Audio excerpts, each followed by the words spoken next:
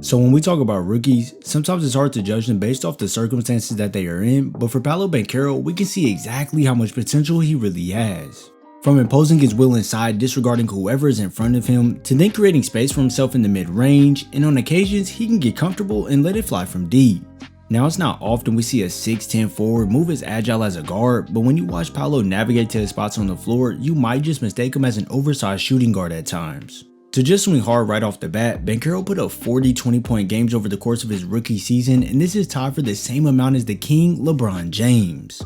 Now, in a Paolo video I did earlier on, I expressed how Paolo's game reminds me of LeBron's at times, and I know some of you might hate me for saying that, but there's a famous saying that goes, So let's look at some quick examples of how Paolo measures up to the same playstyle as LeBron. When you see Paolo making these reads, this is where you see the IQ on display at such a young age like LeBron's was. These straightforward athletic attacks resemble the way James approaches the rim as well, and just being comfortable from wherever he is on the court is the biggest thing, as we all seen this early on in LeBron's career. Does this mean he will be an elite threat in every department? Nah, probably not, but trust me, he will still be able to make something happen from wherever he is out on the floor. When you take 6'8 plus guys who have a good enough handle to get wherever they want, have capabilities to put the ball in the basket from multiple areas, and they can also facilitate at a solid level, well, this makes for the perfect point forward. Now, am I saying that Paolo should run the point? I'm not really so sure of that, as the Magic have their guards who have improved greatly, such as Fultz, Anthony, and Suggs, and they also have this guy that goes by the name of Franz Wagner, and trust me, he's a mini wizard out there when it comes to controlling the game. So the Magic have a decent amount of guys who can distribute the rock, but to get back on track, when you see Paolo making great reads as well, it just adds another layer to his game that makes the defense have to worry about. On this play here, Paolo gets stuck near the middle of the paint after the attack, and if you pay attention closely, you can see Paolo wave Markelle to cut back door, and it makes for an easy dump off for a Fultz hammer at the rim.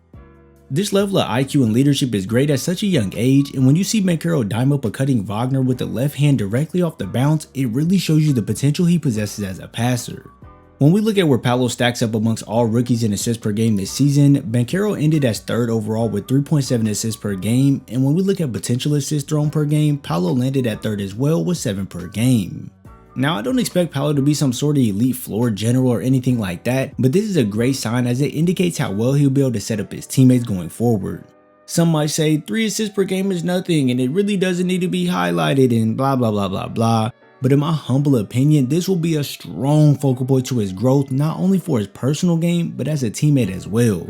Paolo is obviously the leader of this Magic team, and he's going to attract more doubles and just attention overall from the defense, so it'll be key for him to be able to distribute the ball effectively.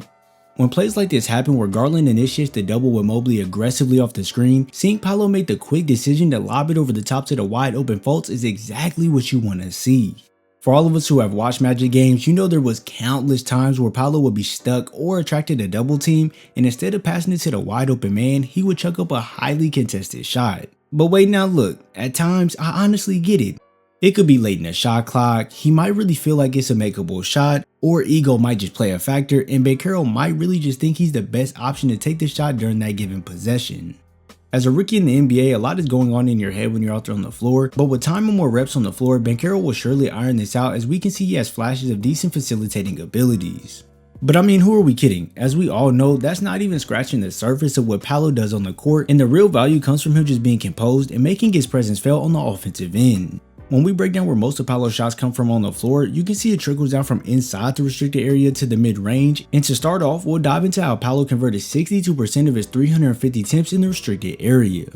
Making it happen in many ways, Paolo gives the defense a hard time when he sets his mind to it and decides he wants to go score inside. He doesn't just have to use the bully ball to get to where he wants, as Banchero does have a more fluid feel to his game, and he can lean more on finesse rather than pure strength all the time. When matched with guarding Banchero, he can make it as simple as utilizing the fundamental up fake into the rip through, and then when met with contact at the rim, Paolo can stay focused and finish the bucket. Now, if that's a little too basic for your liking and you want to see a little bit more of his skill, then here you can see Paolo set up Beverly to run him off the screen, change his pace by slowing down after granted the open space, attacks Bryant head on with a slight euro, and finishes this highly contested English right hand.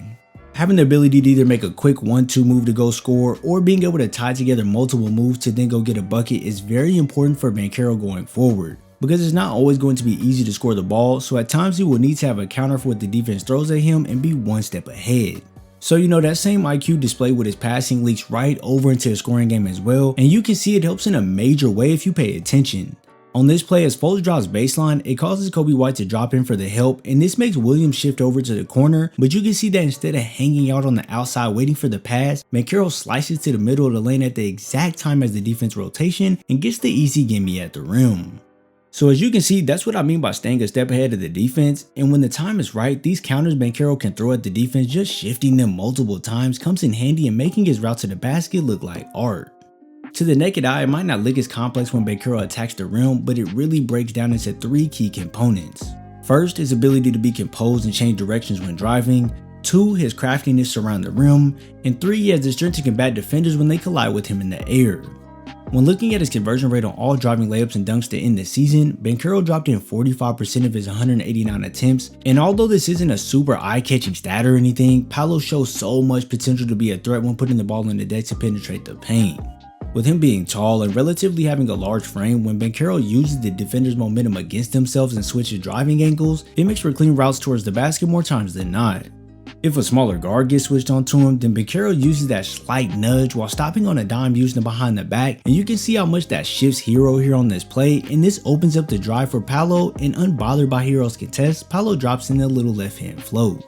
Coming off those handoffs to screens is usually when you would see Paolo shift his direction, and it's because at these times, this is when the defense is pretty vulnerable. Don't get what I mean? Well, watch here. As Paolo gets the handoff screen from Wendell, he doesn't just fully attack, and instead he pulls it back with his through the legs, and this makes the defender stand up tall, and if you know anything about basketball, this is when you know you got him. And Paolo then crosses back over, muscles the defender off of him, and slams it home with authority. And then on this play, instead of Paolo receiving the handoff, he's the one initiating the action, and as he pushes towards the corner, Banchero fakes the handoff, blows past the defender, and then slips it in with the right hand for the and one. These plays take a certain level of patience, but not only that, they also rely on the right timing. If Paolo doesn't make some of these moves or reads at the right moment, then even if it's just a second late or early, it'll mess up the whole thing. If you watch this move versus the Blazers, Paolo attracts the double team, and he could have attempted this pass to Suggs, or he could have immediately faded off, but instead he up fakes, gets Thibault in the air, and finishes the easy lay.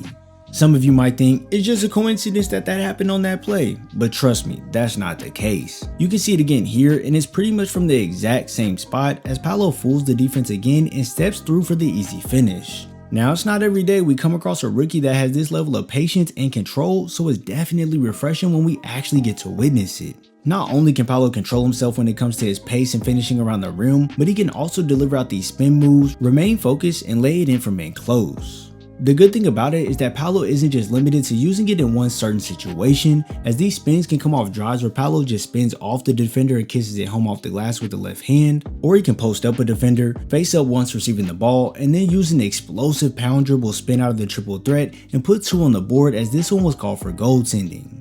Adding more moves to his bag will only make him that much more difficult of a cover for the defense, and once he's in his groove, he can get comfortable, throw a little hezzy at the defense to get them up on the trampoline, and go slam it through.